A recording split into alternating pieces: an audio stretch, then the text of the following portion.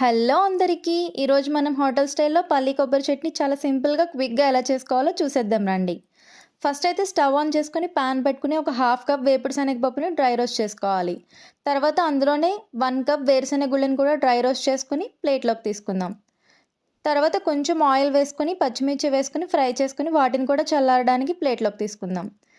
ఇవి చల్లారేలోపు తాలింపు రెడీ చేసుకొని, తాలింపు కూడా ఫ్రై అయిన తర్వాత పక్కన పెట్టేసుకుందాం. ఇవన్నీ చల్లారిపోయాయి కదా! ఇవన్నీ మిక్సీ జార్‌లోకి ట్రాన్స్‌ఫర్ చేసుకొని ఒక హాఫ్ కప్ కొబ్బరి అండ్ తగినంత సాల్ట్, 1 కప్ వాటర్ వేసుకొని మెత్తగా బ్లెండ్ చేసుకోవాలి.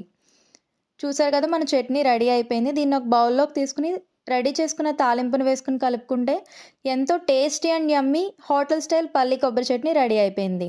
ఇంత బాగా చట్నీ చేసుకున్నాక టిఫిన్ చేసుకోవాలి కదా! రండి ఇడ్లీ వేసేసుకుందాం. ఇలా వేడి వేడి ఇడ్లీలో ఇడ్లీ కారం, నెయ్యి, మనం చేసుకున్న పల్లి కొబ్బరి చట్నీ వేసుకొని తింటే ఆహా! అద్దిరిపోతుందంతే.